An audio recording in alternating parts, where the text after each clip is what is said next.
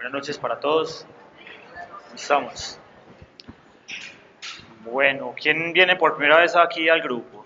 ¿Quiénes son nuevos acá? Bueno, bienvenidos a este grupo que se llama Aprender, Servir y Vivir.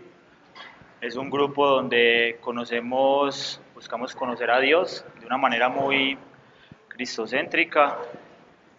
No somos una iglesia, somos más un grupo de personas que buscamos a Dios, queremos conocerlo. Aquí nos paramos a contar testimonios, a contar qué ha hecho Dios en nuestras vidas y qué nos ha enseñado. Y eso es lo que pues venimos haciendo desde hace ya mucho tiempo. Para iniciar, pues nos ponemos en disposición de oración para que le entreguemos este momento a Dios. Bueno, Padre, gracias te damos, Señor, por este momento, por permitirnos estar aquí. Gracias, Dios, porque a pesar de las dificultades, de todo lo que se nos presenta a diario, Señor, tú siempre nos tienes algo que decir. Y hoy ponemos aquí y coloco los corazones de cada una de las personas que estamos reunidas para que seas tú enseñándonos, Señor, dándonos una palabra que llene nuestro corazón hoy. Que nos enseñe, Señor, quién eres tú y qué quieres con nosotros. Padre, aquieta nuestras mentes, Señor, y dispón nuestros oídos, Señor, para escucharte hoy. Y que sea tu Santo Espíritu, Señor, dándonos revelación sobre todo lo que se va a hablar hoy acá. Todo esto te lo pido en el nombre poderoso de tu Hijo Jesús. Amén. Bueno, desde hace mucho tiempo me hice un cuestionamiento acerca de Dios, y ese cuestionamiento era cuando hablan de por qué Dios es celoso, o sea, qué significa que Dios es celoso. No sé si alguien aquí se ha preguntado lo mismo. ¿Ve? Dios es celoso, ¿cómo así? ¿Qué significa eso? Entonces, empecé a preguntarme eso, y inicialmente, pues en la inmadurez espiritual que uno tiene, piensa que Dios es celoso porque uno cree que le va a hacer un reclamo por algo que uno hace. Así como esas parejas que mostraban el celular, ¿qué tenés ahí? ¿Con quién estás hablando? Y pensaba que Dios era de ese estilo, o sea, ¿vos qué estás haciendo? ¿Por qué estás con esa persona? ¿Por qué haces esto? Ah, sí, no me querés más al otro que a mí. Y empecé como a buscar más allá de qué significara que Dios era celoso. Cuando hace poco estuve leyendo un libro que resumía ciertamente esta explicación y decía que los celos de Dios son más que todo que Él busca que nosotros le amemos primeramente a Él. Eso, y que le amemos con pasión. Eso es lo que significa que Dios sea un Dios celoso.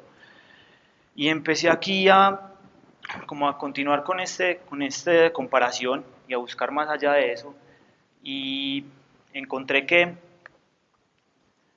Dios muchas veces nos busca a nosotros, y nosotros somos como de esas parejas infieles, que tenemos todo en la casa, una buena esposa que nos hace todo, nos entrega la comida bien hecha, nos da de su tiempo, de su amor, y nosotros somos mirando, como decir, otras mujeres en la calle. O sea, prácticamente eso llegué como a empezar a entender desde ese punto de vista cómo Dios se volvía un Dios celoso por eso. O sea, ¿por qué Dios es celoso? Porque Él quiere que nosotros no amemos nada más, sino primero lo amemos a Él. O sea, Él quiere ser el número uno en nuestras vidas.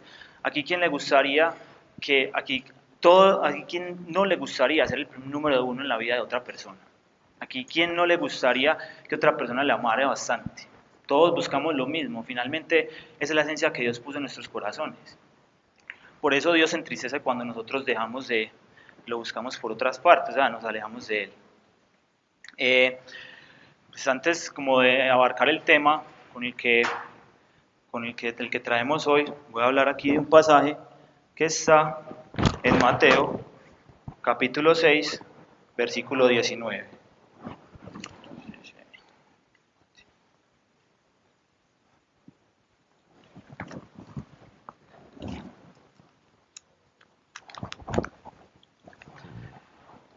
No os amontonéis tesoros en la tierra, donde hay polilla y herrumbe, que corroen, y ladrones que socavan y roban.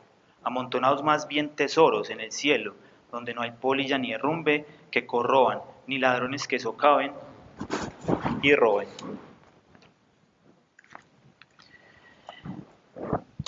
Cuando empecé, digamos que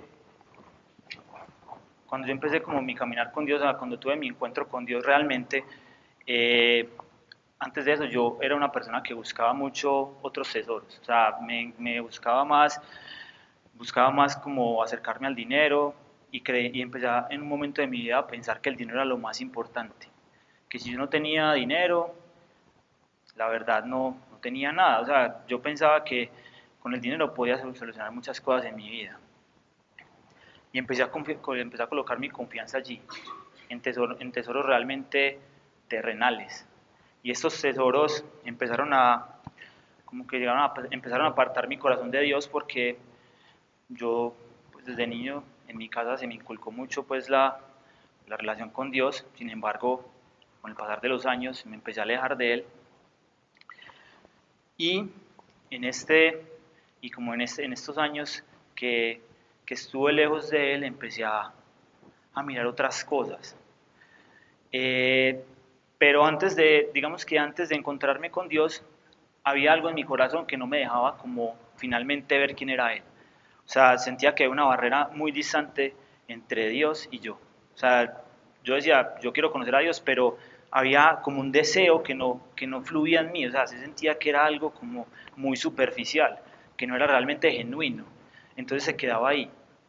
Un tiempo, después de que estuve tanto tiempo como en esas incertidumbres, una vez le dije a Dios algo muy sencillo y le puse en esas palabras: Dios, la verdad, me alejé de vos y yo quiero como volver a recuperar como algo de eso. Algo muy, o sea, no fue, fue una oración muy en esos términos. Y digamos que al tiempo sufrí como un quebrantamiento en mi vida, que eso me llevó a reflexionar en muchas cosas, que me llevó a encontrarme realmente con Él.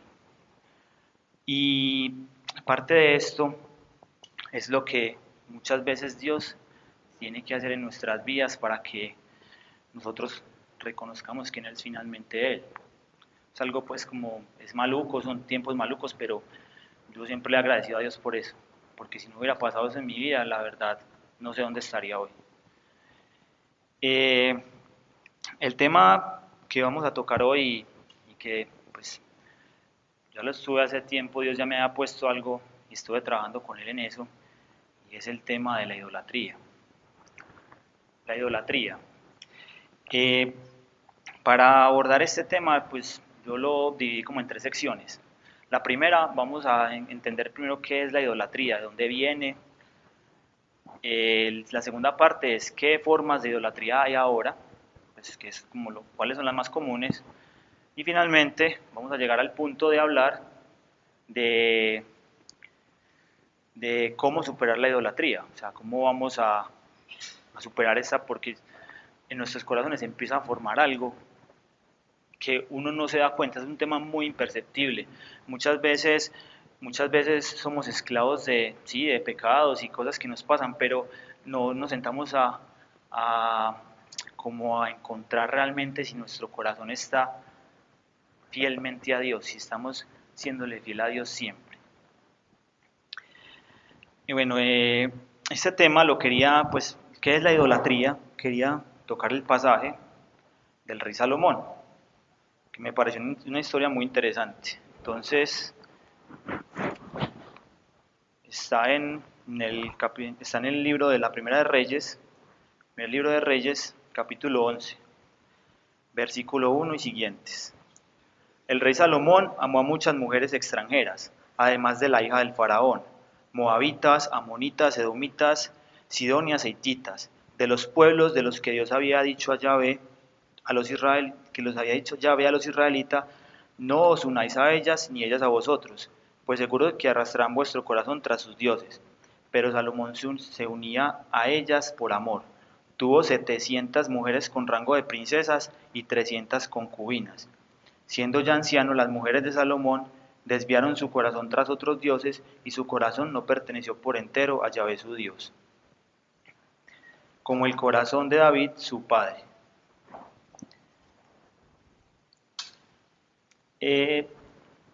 Pues yo sé que aquí muchos conocen la historia de Salomón, quién era Salomón, pero pues igual vamos a recapitular un poco. Salomón fue uno de los reyes de Israel, hijo de David. Digamos que fue ungido por el mismo rey David antes de morir para que él fuera, para dejarlo como un sucesor en el trono. El rey Salomón fue una persona que en sus inicios era una persona muy humilde. Inclusive fue muy respetuoso de su padre, siempre pidió la aprobación de su padre para las cosas y escuchaba atento lo que él decía. El rey David, antes de morir, le dice a su hijo Salomón: ve, pilas, no te me vas a desviar, siempre seguí en los caminos de Dios, primero Dios, y le insistió mucho en eso. Fue de las cosas que más le insistió David a Salomón. Salomón, cuando fue ungido rey, tuvo un sueño, y Dios en el sueño se le aparece y le dice: pídeme lo que quieras, lo que usted me quiera pedir, yo se lo doy. Salomón le dice a Dios: Dios, yo quiero que me des un corazón que sea justo y que sepa discernir para poder gobernar a tu pueblo. Dios le dice: listo, como me pediste algo que no, o sea, me pediste algo que no es egoísta, te lo voy a dar, y adicional a esto te voy a dar muchas riquezas. Entonces Dios llena de riquezas a Salomón y lo llena de sabiduría. El rey Salomón fue conocido porque ha sido uno de los hombres más sabios que ha estado aquí sobre la faz de la tierra. De hecho, iban reyes de otras partes, de otros pueblos, solo a conocer la sabiduría de Salomón, porque las palabras de Salomón eran tan sabias que en todas partes se escuchaba de él.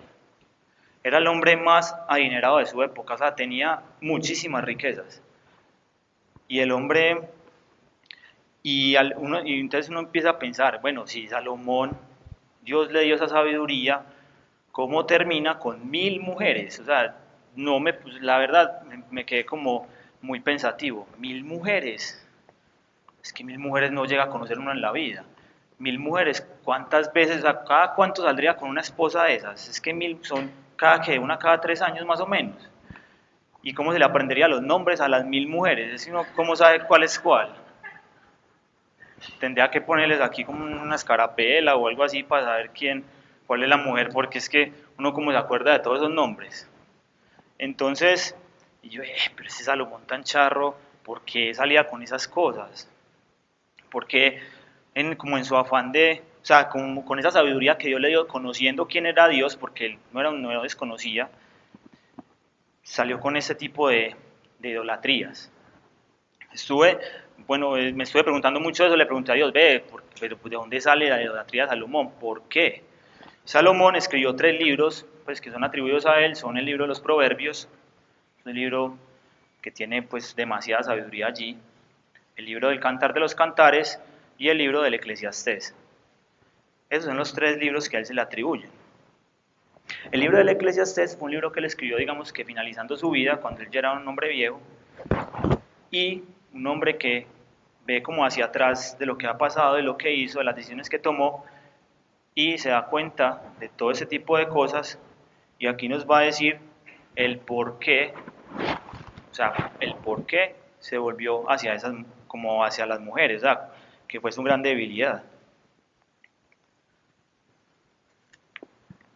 Entonces nos dice en segundo capítulo de Eclesiastés: me dije para mis adentros, voy a probar con el placer y a disfrutar del bienestar, pero vi que también esto es vanidad. Vanidad es como algo que se escabulle como entre las manos, como humo, como agua, o sea, como la fragilidad del ser humano. Él llama vanidad como algo que no es tangible. A la risa llamé locura y del placer me dije: ¿para qué vale? Traté de regalar mi cuerpo con vino mientras guiaba mi reflexión con sabiduría, y de entregarme a la necedad hasta ver en qué consistía la felicidad de los humanos. Lo que hacen bajo el cielo durante los contados días de su vida. Más adelante dice: nada negué a mis ojos de cuanto me pedían, ni rehusé mi corazón a ninguna alegría, pues me solazaba en medio de todas mis fatigas, y esto me compensaba de todas mis fatigas.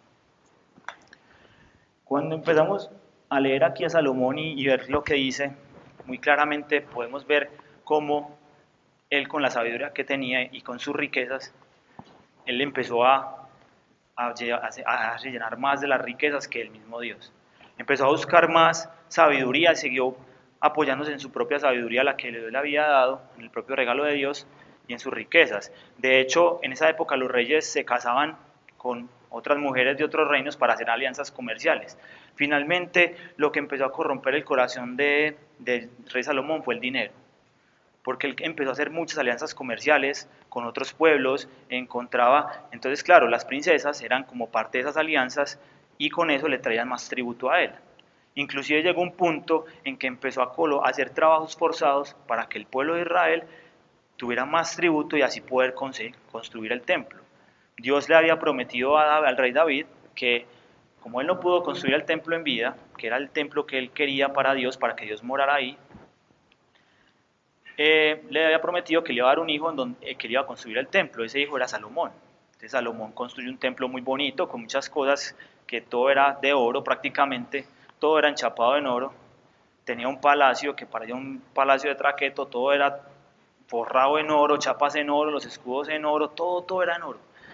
Y era lleno de riquezas y aún así quería más. Y ahí empezamos a ver cómo el corazón del rey Salomón, que era un corazón entregado a Dios, se empieza a desviar. Entonces ya no se empieza a desviar solamente al dinero, sino que hacia las mujeres, que empiezan a corromper como todo lo que él tenía. Y eso mismo lo lleva a adorar otros dioses que Dios le había dicho al pueblo de Israel que no se acercaran a estos dioses. Los dioses de esa época eran dioses que pues eran ídolos, que en varias culturas había uno que se llamaba Baal, otro que era uno de los dioses más comunes. Cuando han escuchado la historia del Éxodo, cuando ellos hacen dos becerros después de que cuando están en el desierto, esos son Baales. Cuando está la otra historia, está el otro ídolo que sería Astarte, que era la diosa de la fertilidad. Y por último, que para mí pues era como el dios de esa época, que era terrible, era Moloch. Moloch era un dios al que, digamos, las otras culturas le sacrificaban literalmente los bebés. Cogían los bebés, era la estatua la estatua era un cuerpo de un hombre con la cabeza de un toro, con las manos extendidas. En las manos por dentro era como un horno. Entonces prendían el horno, los bebés los ponían en las manos con unas cadenas y los empezaban a arrastrar como a la boca del toro para sacrificarlos.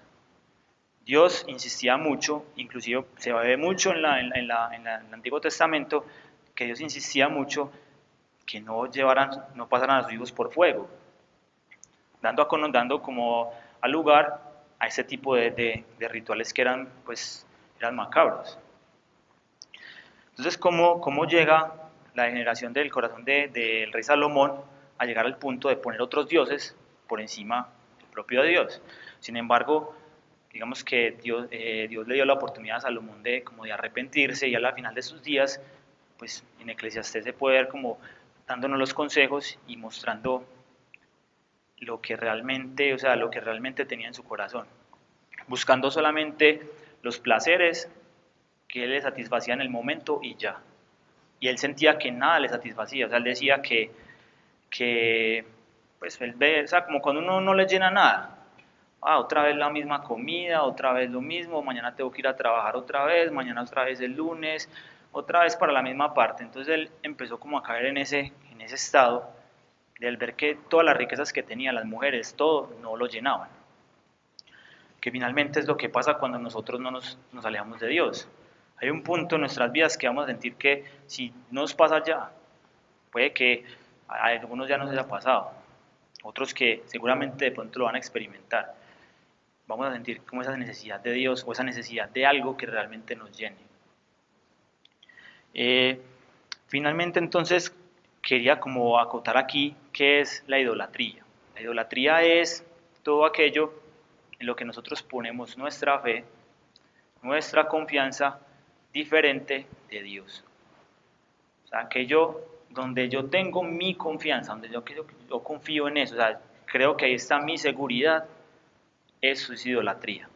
Para Dios eso es idolatría.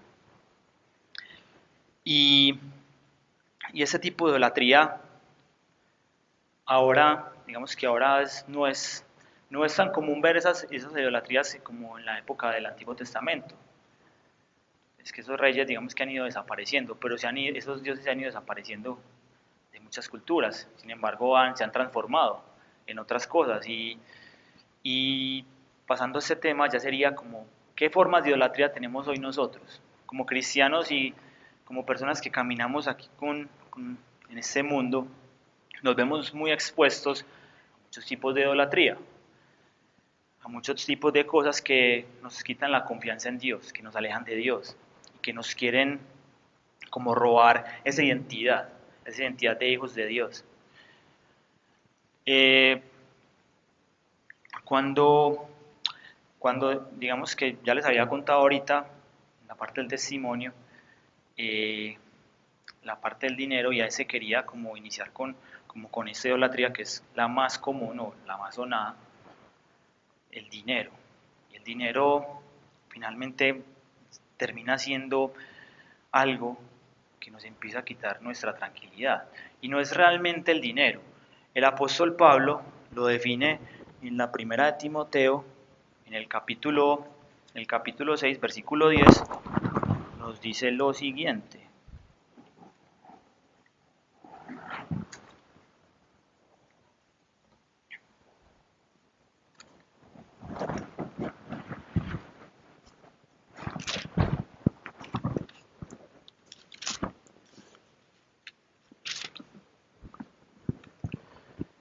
Porque la raíz de todos los males es el afán de dinero, y algunos por dejarse llevar de él se extraviaron en la fe y se atormentaron con muchos sufrimientos.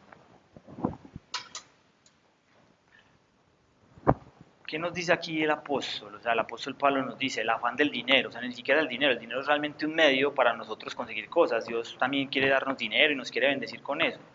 Ese tema también se ha tocado mucho acá y Dios nos quiere prosperar realmente.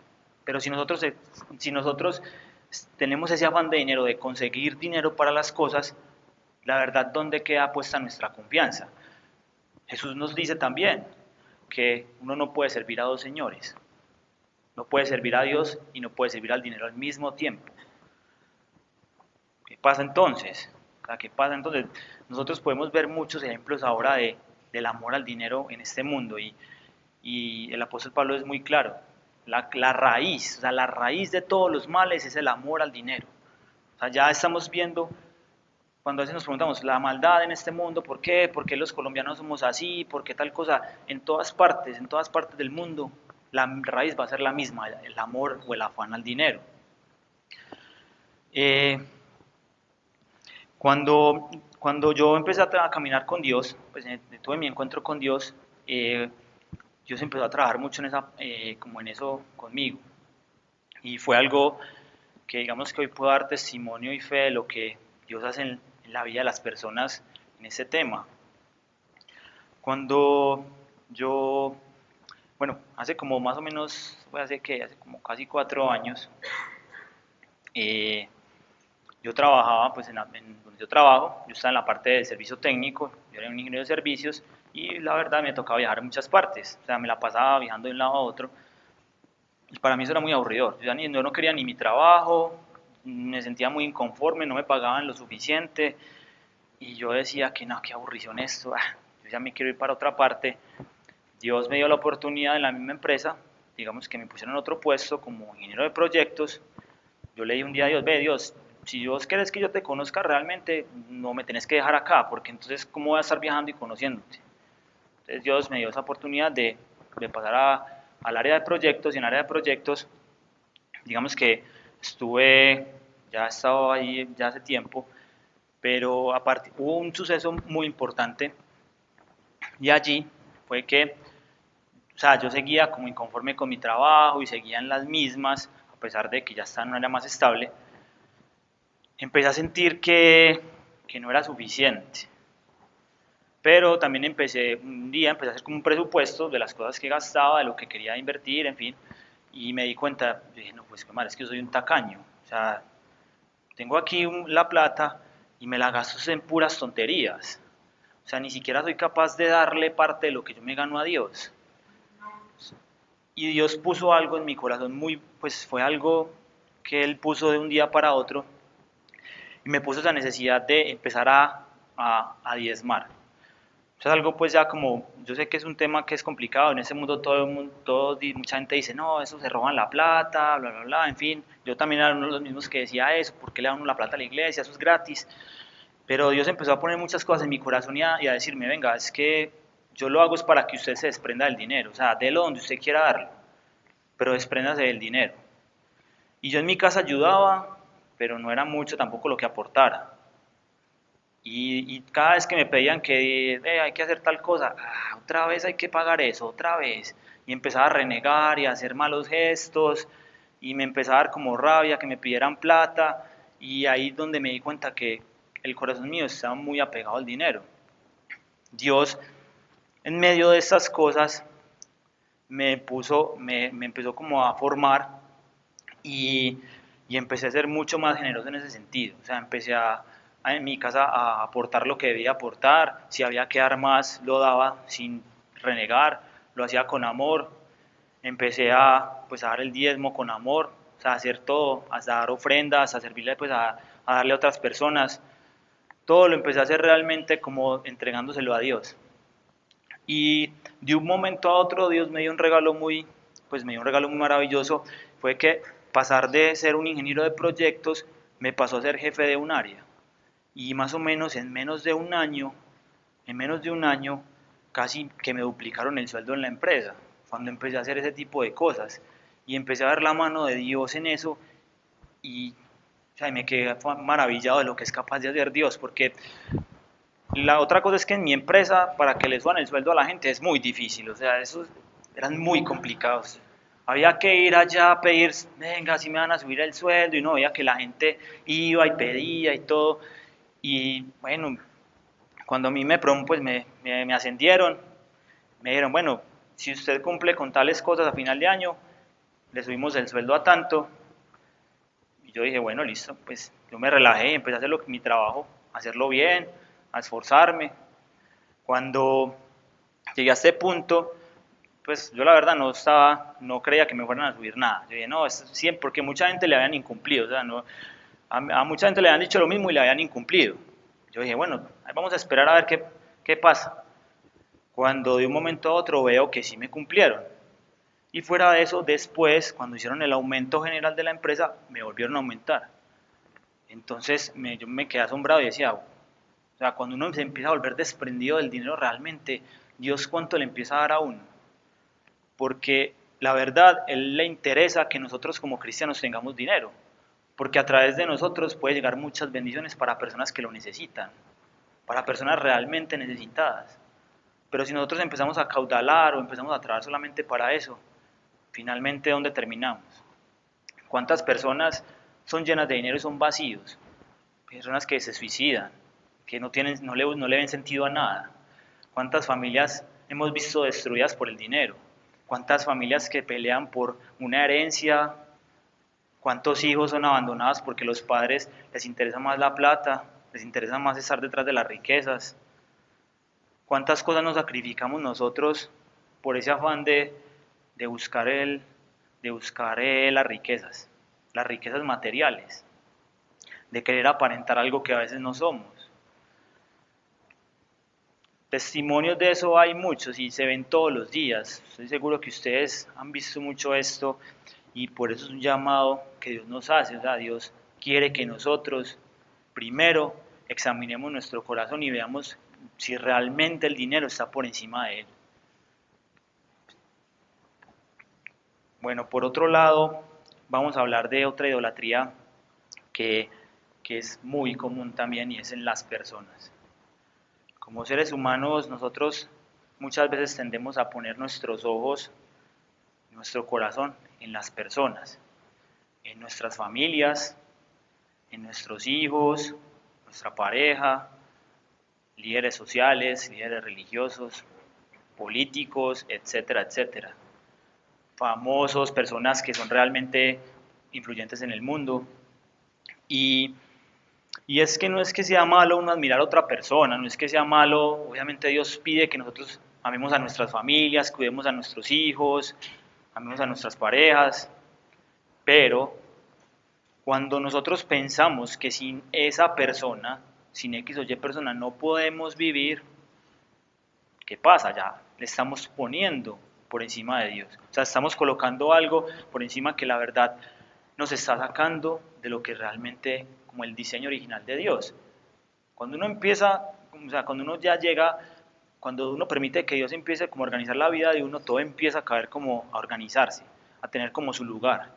Dios va a poner en su lugar a tu familia, a tus amigos, a todo lo que tengas alrededor, lo va a poner en su sitio porque, o sea, nosotros somos seres sociales, nosotros dependemos de otras personas también. No somos seres aquí solos en este mundo buscando solamente nuestra propia complacencia.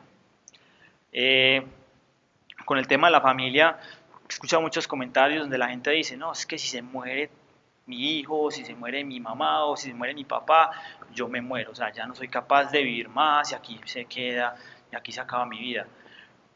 Es duro perder un familiar, yo tuve el infortunio, digamos, que perder a alguien, a mi papá, y es algo que es doloroso, o sea, no voy a negar que eso es doloroso y Dios también se conmueve con nosotros. De hecho, cuando Lázaro muere, que era su gran amigo, Jesús lloró. O sea, que no puedas llorar, no puedas sentirte mal, pero si vos pensás que porque alguien se muere en tu vida ya no vas a, o sea, ya no hay más esperanza para vos, pues ahí hay un error muy grande. O si que si mi esposa se muere, cuántas, no hemos visto cuántas personas asesinan a sus exparejas porque los dejan. Eso se ve así, porque tenemos la confianza puestas en ellos.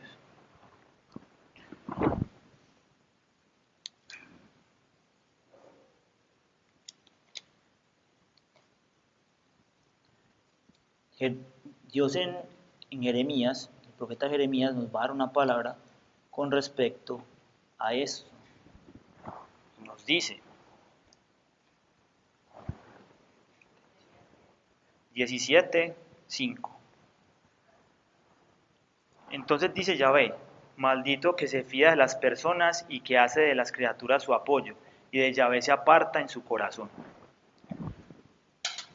Está muy claro lo que nos dice, o sea, confiar en alguien, o sea, maldito es realmente el que no recibe bendición, o sea, no vas a ser bendecido si vos confías en una persona, colocas tu confianza en esa persona y te alejas de Dios, las bendiciones no van a llegar a tu vida, o sea, vas a quedarte ahí estancado y hay ahora una moda, pues ya ha ido creciendo mucho y es ahora que los derechos de los animales prácticamente están por encima de los derechos humanos. Claro, o sea, yo soy de los que opino que a los animales hay que tratarlos como, o sea, hay que tratarlos bien. O sea, Dios nos dio esta tierra para que nosotros la administráramos, la cuidáramos.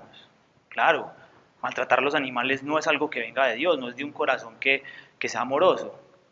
Pero he visto muchos casos de gente que aborrece y dice que, bueno, la tauromaquia, eso es horrible, cosa que comparto.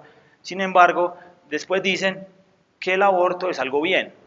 O sea, como una persona, que es como, ¿cómo va a ser más cruel matar un animal y no apiadarse de la vida de un ser humano inocente, que está gestándose, que no tiene la culpa absolutamente de nada? Entonces, ahora está muy de moda en el mundo colocar como esas cosas por encima de Dios y hasta los mismos seres humanos. Hay gente que prefiere a los animales que a los humanos, prefiere a los animales que a muchas cosas. Entonces, inclusive ahí mismo dice, toda criatura, o sea, todo ser creado que pongamos por encima de Dios, claro, nos va a alejar de Él, nos va a alejar de completamente como de lo que Él tiene para nosotros. Otra cosa, los líderes religiosos, y es un tema pues delicado, que, que nosotros tendemos mucho a poner nuestras esperanzas y nuestras confianzas, o todo lo que aprendemos, bueno, todo lo que vemos, muchas veces tendemos como a creer que las personas, líderes religiosos sobre todo, pues a esto me quiero referir y es que son personas que nunca se equivocan. Entonces, cuando esa persona comete un error muy grande, nuestra relación con Dios se fractura completamente, porque vamos es por la persona que está allá. He escuchado señoras que van a la Eucaristía, que van porque es que el Padre está muy lindo, ese Padre tan querido, que mira cómo habla de bonito, pero si el Padre se va, allá nunca se vuelven a aparecer. Entonces, o sea, ¿van por el Padre o van por Dios? Terminan entonces uno como, bueno, ¿qué realmente estamos haciendo? ¿A qué realmente le estamos apuntando? O personas que, bueno, voy donde aquel líder religioso porque es que sus palabras son tal cosa y se fijan solamente en la persona y ponen su confianza. Es un ser humano como cualquiera de nosotros, puede fallar, nosotros todos nos equivocamos. Obviamente son personas que están más como en un punto de mayor visibilidad para la sociedad, para la cultura, pero son personas que fallan igualmente que nosotros. Entonces ponemos nuestra confianza allá. Cuando esa persona no está o falla, entonces decimos, claro, es que Dios no existe, es que vea lo que pasa, porque ¿dónde está nuestra confianza ahí? Otro punto es los famosos, los futbolistas. Eso me parece muy gracioso es cuando los futbolistas, como los hinchas dicen, es que este es ídolo de mi equipo, el ídolo, eterno ídolo de mi equipo, porque ha hecho 500 goles, levantó tantos títulos, sí, está, o sea, uno puede admirar a los jugadores de fútbol, a mí me gusta mucho el fútbol y admiro muchos jugadores, Cristiano Ronaldo, un jugador muy profesional, un jugador que es muy disciplinado, bacano uno poder copiar las cosas buenas de esas personas, admirar a los otros está bien, es mejor admirar que estar juzgando a los demás y estar hablando mal de ellos, pero esa admiración muchas veces se transforma ya raya al punto de la idolatría. Hace poco estuve en un documental que me causó, la verdad, mucho impacto y es un documental que está dando en HBO que se llamaba Saliendo de Neverland. Era de dos jóvenes que cuando estaban, pues ya son adultos, cuando estaban muy niños, se quedan en la casa con Michael Jackson. Las mamás los dejaban ir, que se quedaran allá. Ellos nunca, mientras Michael Jackson estuvo en vida, ellos nunca fueron capaces de denunciarlo y pues por miedo o porque lo admiraban demasiado y las mamás no les importó. Finalmente ellos terminan confesando que, pues, que Michael Jackson abusó sexualmente de ellos y uno ve cómo esas familias, porque en una de las, eran dos adultos y uno de ellos decía, es que mi mamá me dejó allá solo, yo nunca sentí que mi mamá me protegió en ese momento.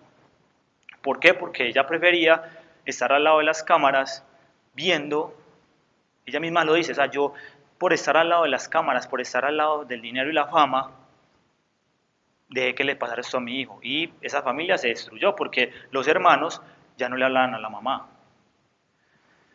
Pues hasta ese punto llegamos a sacrificar, o sea, las cosas, nuestros seres queridos, por la fama, por los ídolos. Eh, eh, uno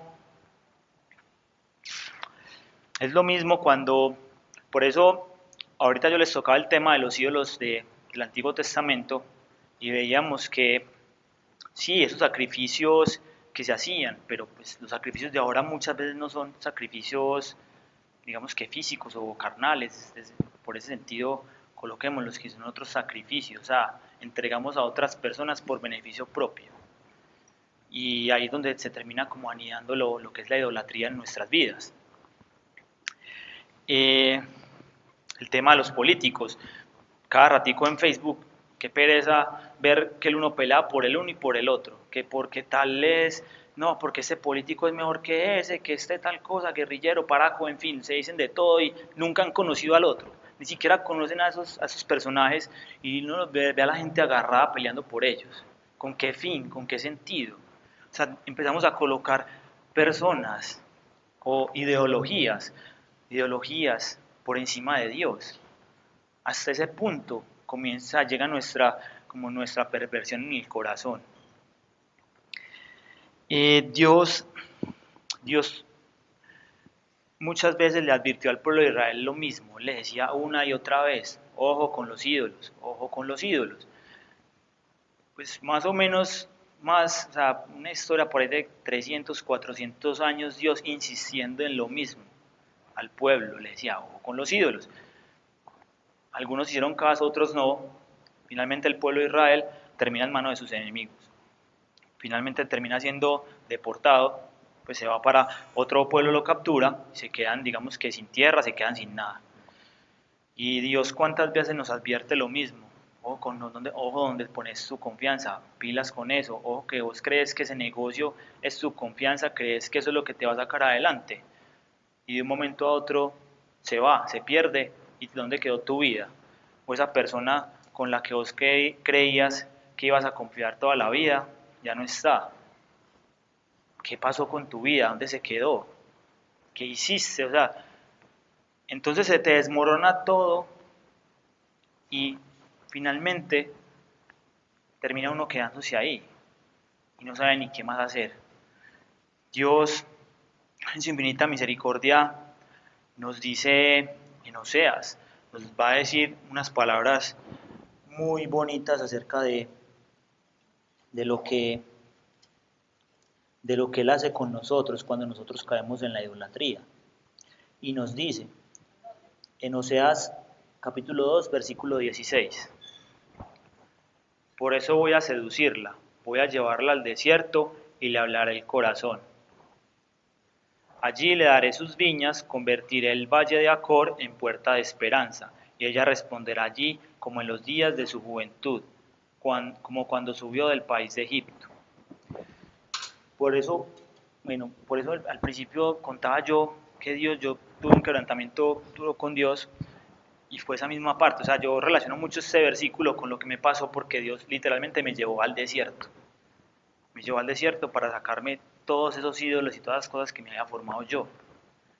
Todas esas cosas que yo tenía en el corazón, Él las empezó a sacar ahí, en el desierto. Muchas veces aquí escuchamos la palabra, es que yo estoy en un desierto espiritual.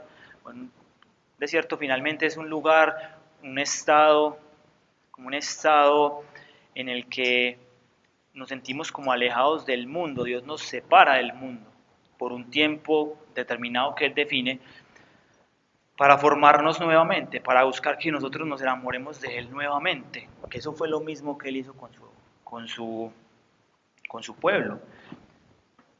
Lo sacó de su tierra, permitió que se fueran, pero los sacó al desierto para que ellos se reencontraran con Dios nuevamente. Otra parte de la idolatría, que otro tema que quería destacar acá, es la falsa imagen de Dios.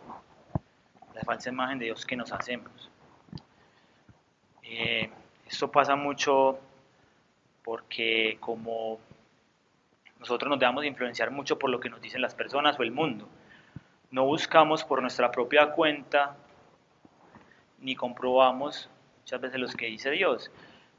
Yo tuve un tiempo en el que prácticamente la imagen de Dios me la hice a punta de ver películas. Es que Dios hace tal cosa, Dios permite esto, y creí, pero no eran películas de la Biblia, esas de Semana Santa, no, eran películas comunes y corrientes. Entonces al ver cómo Dios, o sea, al ver cómo esa imagen de Dios se veía como distorsionada, claro, yo empezaba a tener yo creía que Dios era mi conveniencia y Dios hacía lo que, pues, es lo que yo quiero, no lo que Dios quiere, es lo que yo espero, no lo que Dios espera. Y es otra parte como que Dios quiere quitar de allí. Y también está ahí el punto de las bendiciones. Ponemos las bendiciones que queremos esperar de Dios, las ponemos por encima de Dios. Entonces somos preocupados por lo que nos va a dar Dios que por lo que Dios es en sí. Somos más esperando la casa, el carro, el dinero, no sé, el matrimonio, lo que sea, en vez de poner eso, o sea, en vez de confiar primero en Dios. Por eso esas falsas imágenes de Dios que nos creamos, en el mundo vamos a escuchar, no, es que yo creo que Dios es esto, y Dios es amor solamente y no más. Pero sí, Dios es amor, pero Dios también es justo. O sea, así como Dios es amor, también tiene justicia. Es un Dios que es misericordioso, pero Él también quiere hacer justicia en este mundo.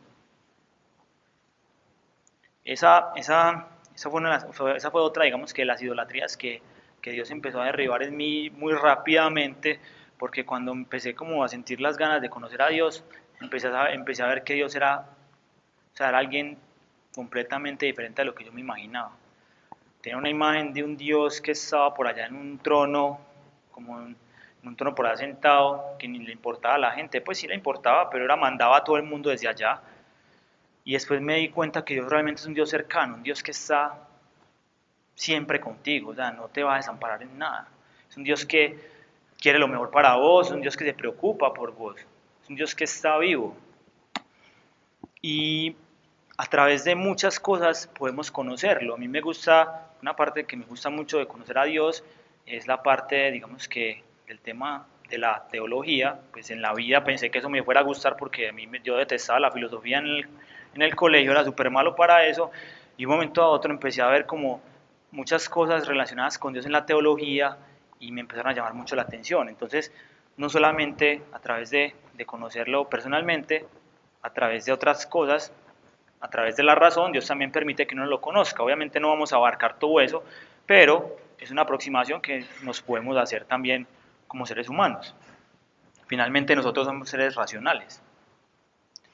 El otro tema, digamos que es ya como de las últimas idolatrías, pues como que quiero mencionar es el tema del yo, del ego. Y en el ego se ven muchas idolatrías que son comunes, que vemos a diario, y quería empezar primero por el orgullo. El orgullo, cuando yo confío en mi propia inteligencia, en que yo soy el que siempre tiene la razón, cuando el orgullo, cuando el orgullo me lleva a pensar que soy una persona infalible, que nunca puedo caer, nunca me equivoco, entonces empiezo a poner como la confianza que yo tengo en mí, o sea, en lo que yo hago, en lo que yo pienso. Como definición de orgullo, y es algo que Dios pues, me ha ido enseñando, es cuando el orgullo es cuando nosotros nos ponemos a la altura de Dios, o sea, cuando nosotros creemos que estamos a la misma altura o por encima de Dios. Dios dice que Él se resiste a los soberbios y da favor y gracia a los humildes. Los humildes no son los pobres, ¿sabes? Eso es otra falacia en la que vivimos, y es que creemos que los humildes es la gente pobre, los que son pobres, ay, ese tan humilde, tan pobre, no. Y que los orgullosos son los más ricos, no, no, o sea, es algo que es completamente errado, porque así como hay gente que es muy adinerada, es humilde, también hay gente pobre que es muy orgullosa. Y la humildad viene más en saber que yo soy dependiente de Dios, que yo me debo postrar a los pies de Dios. Yo al lado de Dios no soy nada. Reconozco la verdad en Él. Y soy una persona que puede reconocer cuando hay verdad en algo. Ser humilde no quiere, o sea, entonces cuando uno le dicen algo, eso es una persona muy inteligente, es una persona tal cosa, no, no, no, no, no, hombre, ¿cómo vas a decir eso? No, pues si usted considera que es inteligente, no es que está siendo orgulloso, está bien, es aceptar algo que Dios te dio, es un don que Dios te puso. Eso también hace parte de la humildad, reconocer tus características buenas, no quedarte solo en lo malo. Entonces, me hace recordar de algo que mi papá me decía mucho, era, yo le pedía a mi papá unos zapatos, le decía, venga, yo quiero unos tenis, ¿valen tanto? No, es que vos sí te falta humildad, esos tenis tan costosos, vos sí sos muy poco humilde. Entonces yo pensaba que la humildad era, o sea, era pedir cosas baratas, cosas chichipatas, porque entonces uno pedía algo, no, no soy humilde. Y finalmente era un concepto que mi papá tenía muy errado, la humildad la tenía, pues, algo que él no entendía bien qué era. Por eso quería como tocar aquí ese tema. Inclusive el pueblo de Israel, en un pasaje prácticamente Dios dice que cuál fue el gran error del pueblo de Israel, fue que ellos fueron orgullosos y presuntuosos, porque confiaron más en sus alianzas políticas con otros pueblos, confiaron más en sus propias fuerzas, en lo que tenían, y no confiaron en Dios. Entonces, por eso terminan estando en otra parte, o sea, finalmente, son sacados de su tierra. Otro, de este mismo ego salen como varias varias cosas que son digamos que los placeres a los que nosotros como seres humanos tendemos. Entonces, muy común, la sexualidad desordenada, el adulterio, Dios mismo lo maneja como adulterio, la sexualidad desordenada, el sexo no es algo malo, Dios lo hizo por algo, o sea, si Él lo hizo es por el que es algo bueno, lo definió para el matrimonio, Él lo estimó así porque Él es más sabio que nosotros, y fuera de eso, nos aleja, nos protege, porque ustedes saben que la sexualidad desordenada no solamente tiene consecuencias físicas, enfermedades de transmisión sexual, un embarazo no deseado, por ende muchas veces esos embarazos no deseados terminan en abortos. Entonces, o terminan en la destrucción de familias, de matrimonios. Por eso Dios hace mucho énfasis en lo mismo. Dios a su pueblo lo va a llamar muchas veces adúltero. Le va a decir, ustedes son unos adúlteros, ustedes se prostituyen con otros dioses. Y haciendo la similitud con el adulterio, digamos que ya cuando uno pues, tiene relaciones con otra persona que no es su esposo o su esposa, cuando uno hace eso termina contaminándose porque finalmente se vuelven una sola carne, hay un pacto de por medio, el adulterio se configura porque hay un pacto de por medio. Cuando yo tengo un pacto con Dios, tengo un pacto con Dios y termino haciendo otras cosas, me voy hacia otros dioses, es lo mismo que cuando estoy casado, o sea, tengo un pacto con mi esposa y termino con otras mujeres o termino haciendo otras cosas, finalmente entonces ¿qué pasa? Mi espíritu se contamina. Dios es muy enfático en eso y por eso Él dice, cuídense de esas cosas, que su espíritu se contamina, la gente termina contaminada de un montón de cosas, de otras parejas, porque no tuvieron en cuenta eso que dice Dios. O sea, es algo que es realmente importante. Y ahora el mundo nos muestra a todas horas y en todas partes, en todos los canales, quieren que nosotros pues, pensemos que nuestra identidad está dada por nuestros gustos sexuales. Ya la identidad suya es la identidad sexual que usted tenga. Eso es lo que ahora nos está queriendo definir el mundo. Nos dice, usted es esta persona, entonces usted sí vale. O sea, usted es esta persona, usted hace tal cosa, entonces no vale para esto. Vos sos de los que no te acostás con otras mujeres, ni nada, que es man tan bobo, que pato, o lo que sea que le digan a uno. Pues sí, pues sí, seré muy pato y eso, pero pues no es conveniente. No es conveniente por eso. El mundo quiere que nosotros nos lancemos a hacer un montón de cosas y nos llenemos de eso para después digamos que para después terminamos en problemas que pues, no nos traen a nada. Finalmente eso siempre nos va a terminar trayendo más problemas que lo que nos va a regalar. La vanidad es algo también muy constante ahora. La vanidad pues se ve digamos que más como, bueno, ya se ve ahora en tanto hombres como mujeres, porque hay hombres ya muy vanidosos que se echan cremas y se maquillan, en fin. Y, pues digamos que está bien que uno cuide su cuerpo, el cuerpo es el templo del Espíritu Santo, hay que cuidarlo, ejercitarse, alimentarse bien, claro, claro que sí, o sea, hace parte, cuidarse, vestirse bien, pero ya cuando empezamos a llevar todo al extremo, cuando empezamos, yo no salgo del gimnasio, me la paso en el gimnasio todos los días, porque es que si yo no voy me empiezo a sentir mal y me empieza a dar rabia. Hace poco escuché a alguien decir eso, que cuando faltaba 2 días al gimnasio ya se ponía de mal genio. Digo, no, pues increíble, entonces es una persona adicta al gimnasio, o sea, adicta a su cuerpo. Y no podemos caer tampoco en eso, o sea, las cirugías estéticas que se hacen muchas mujeres pierden la vida en esas cirugías por aumentarse el busto, por aumentarse la cola, liposucciones, en fin, ¿en qué termina esto? O sea, todo se vuelve, ya después empieza a volverse como aparentar algo que no somos y empezamos más a cuidar nuestro cuerpo que nuestro propio espíritu.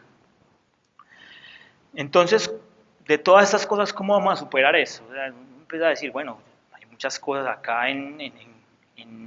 digamos que en el papel, pero bueno, yo quiero salir de esto, quiero encontrar cómo encontrar el camino para salir de este tipo de cosas. Y lo primero es, el primer mandamiento que Dios nos dice es amar al Señor tu Dios con todo tu corazón, con todo tu ser, con toda tu alma y con todas tus fuerzas. Digamos que por ahí tenemos que empezar. Y aquí quería desglosar un poco este mandamiento. Y digamos que cuando Dios se refiere, amarás al Señor tu Dios con todo tu corazón, en el hebreo, corazón significa lev. Pues la palabra viene de la palabra lev. Lev es donde los judíos pensaban que se centraban todas sus emociones, donde ellos no sabían que pues, realmente la parte pensante del ser humano es el cerebro. Ellos pensaban que todo venía del corazón, del lev. Entonces allá es donde tomaban las decisiones y donde estaban las emociones. Por eso es interesante saber, empezar como a entender desde este punto de vista que es amar a Dios, con mis decisiones, con lo que me gusta, o sea, empezar a buscar amar a Dios desde ese punto. Cuando dice desde todo tu ser o toda tu alma, quiere decir el nefesh. Nefesh es como la parte del deseo del ser humano, o sea, que yo busque amar a Dios desde mis propios deseos, que yo busque amar a Dios desde lo que yo quiero. Y finalmente, cuando dice de todas tus fuerzas, es una palabra que se utiliza que se llama meod, y esa palabra en este contexto dice que es con todas nuestras decisiones, con todas las posibilidades y con todas nuestras acciones. Lo que termina traduciendo este mandamiento es ama al Señor tu Dios con todo. O sea, ámalo con todo lo que hagas, ámalo, en todo lo que haces, ámalo. Y amor, más que un sentimiento, es una decisión. O sea, yo decido amar a alguien o no. Yo voy a decir si amo a Dios o no. Pero Dios dice, amar al Señor a Dios con todo tu corazón, con toda tu alma y con todas tus fuerzas. Ahí es donde digamos que por ahí debemos empezar para sacar nuestra idolatría. Lo segundo es, primero, decirle a Dios, yo lo hice, y yo creo que Anita también lo hizo el año pasado, que un día yo le dije a Dios, Dios, yo quiero que escudriñes mi corazón. Dios escudriña mi corazón. Y esa palabra, haz algo, decirle eso a Dios es muy teso, porque empieza a ver sus propias miserias uno y empieza a ver lo que realmente tiene uno en el corazón y es duro. O sea, eso es maluco, eso lo revuelca uno feo. Pero la verdad es muy edificante. A mí me sirvió mucho. De hecho, encontré muchas cosas que no conocía de mí, no conocía de por qué había cosas que me molestaban tanto. Y es algo, o sea, es muy edificante, es muy bueno. Sí, o sea, es como cuando uno tiene una herida, cuando uno le lava la herida, le duele y todo, pero ya cuando se sana, uno siente, se empieza a sentirlo más de bien. Es lo mismo, el desorden que hay en la casa, uno, qué pereza todo este desorden, todo esto que tengo acá tirado, pero cuando vos lo organizas, ves como la satisfacción de ver todo organizado. Es lo mismo, el corazón es nuestra casa donde tenemos todas las cosas. Por eso es muy bueno pedirle a Dios que escudriñe, nos ayuda a conocernos más a nosotros. Conocer a Dios es otro punto muy importante. Una estadística que encontré hace poco y es que el 65% de los católicos que asisten a la Eucaristía o a misa no leen la palabra, no leen las escrituras. El 38% de los cristianos en Estados Unidos tampoco la leen. Solamente el 38% en Estados Unidos leen la palabra. Entonces, ¿cómo empezamos a sacar nuestra idolatría? Tenemos que conocer a Dios de alguna manera, conocerlo personalmente. Una de las formas es leer las escrituras. Yo por donde empecé en mi encuentro con Dios fue empezar a leer. Y cada día que leía quería leer más y me sentía como en más ganas de seguir buscando. Fue algo muy bacano que me pasó porque nunca pensé que iba a llegar a ese punto. Y ahí es donde empezamos como a ver quién es Dios realmente. Yo no puedo amar a alguien si yo no lo conozco, o aquí alguien amaría, o aquí llega alguien, va a confiar en un desconocido que se le aparezca y le diga que le va a dar $1.000.000. Oye, te va a dar $1.000.000. No, está loco. Pero si vos conoces a esa persona, sabes quién es, sabes lo que hace, cuáles son sus defectos, sus bondades, todo, en términos personales. Cuando conoces a Dios, sabes lo que es capaz de hacer Él, las cosas maravillosas que Él hace, cómo lo hace en las vidas de las personas. Entonces, acercarse a Dios y conocerle nos hace conocer también a nosotros mismos y empezar a mirar cómo están nuestros corazones. El otro punto sería, digamos que ya es derribar como esos altares que le hemos construido a las idolatrías. Es buscar nosotros mismos y y definir y revisar qué altar le hemos construido. Si soy una persona que me he dedicado solamente a los deseos de la carne, al alcoholismo, a la drogadicción, a la sexualidad desordenada, entonces tengo que empezar a sacar todo eso de mi vida, no puedo seguir ahí. Si yo no saco eso de ahí, los altares van a estar ahí y yo voy a seguir tentado a caer en lo mismo.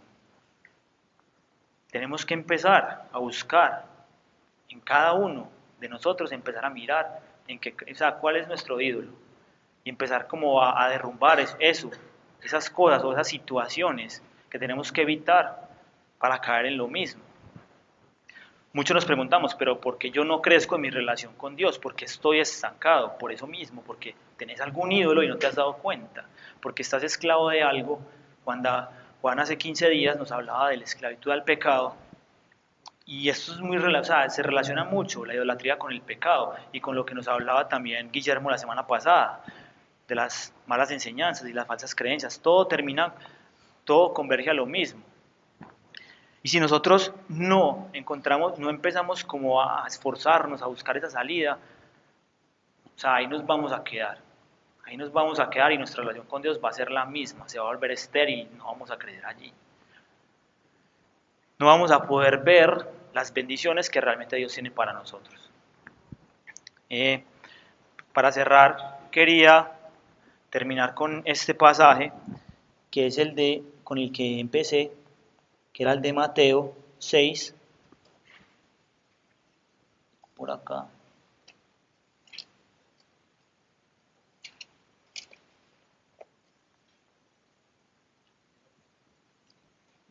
Y es Mateo 6, es Mateo capítulo 6, versículo 21.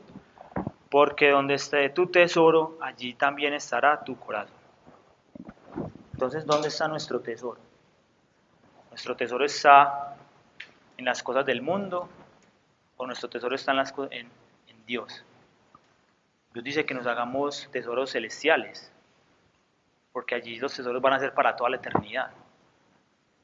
Cuando nosotros hacemos tesoros acá, finalmente terminamos vacío. El rey Salomón se dio cuenta de eso y nos lo dice muy claro. Se vuelven vanidades, se vuelven cosas efímeras que se van, se te escurren entre las manos y no sabes, no las puedes ver, no las puedes tocar, se te van así como agua. Y finalmente terminas siendo una persona llena de vacíos. ¿Y qué haces con tu vida? Nada.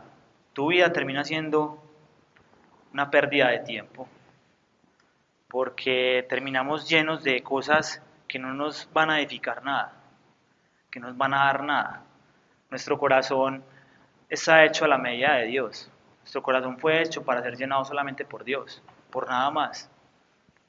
Personas que uno ve que pierden las esperanzas, o están tristes, o se mantienen muy deprimidas, que realmente ve que les hace falta como algo. Eso que les hace falta finalmente es Dios. Y yo también he experimentado eso. Y tuve esa frustración de ver que no progresaba en nada y ver como mi vida no salía de lo mismo. Y empecé a sentirme muy vacío, tal punto que llegué a caer en una gran depresión.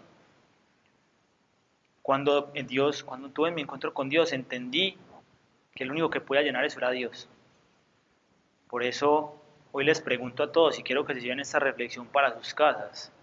Y es: ¿dónde está su corazón? ¿En dónde está? ¿Dónde lo están colocando? Mediten sobre eso, que finalmente es lo que Dios, lo que Jesús quiere hoy que nosotros veamos.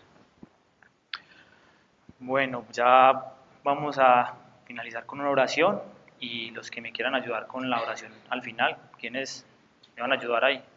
Isa, Mari, Moni, ¿quién más me va a ayudar por allí? Vea, ustedes dos, vea, Cate.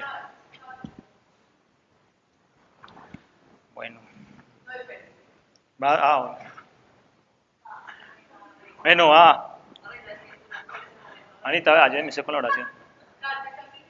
Sí, sí.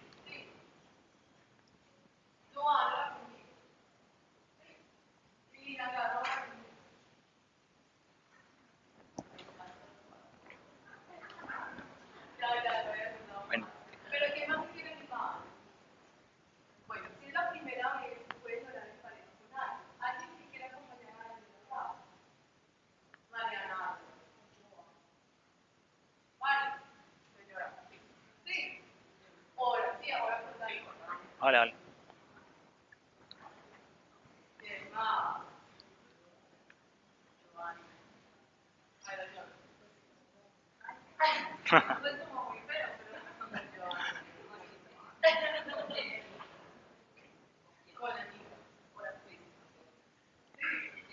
Súper.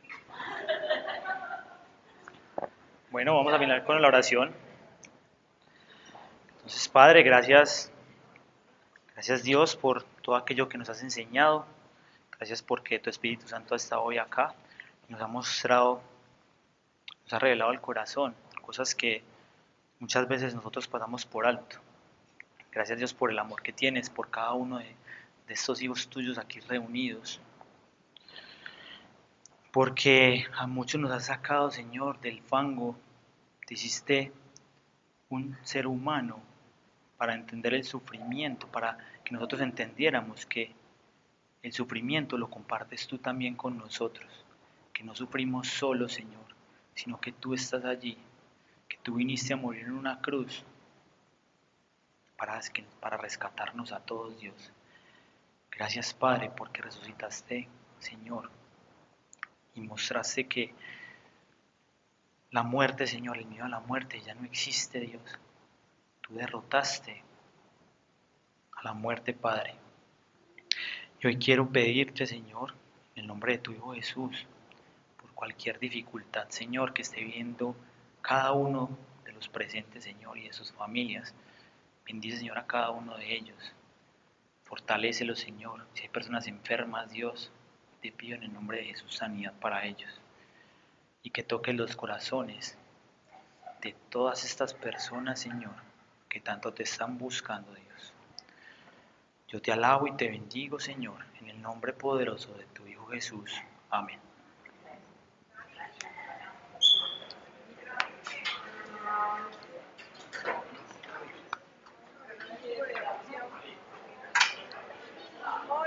A ti nunca te oran por los pies, ¿no? Espérame. Yo le oro en un momentico, sí. Sí, espérame, yo puedo grabar esto.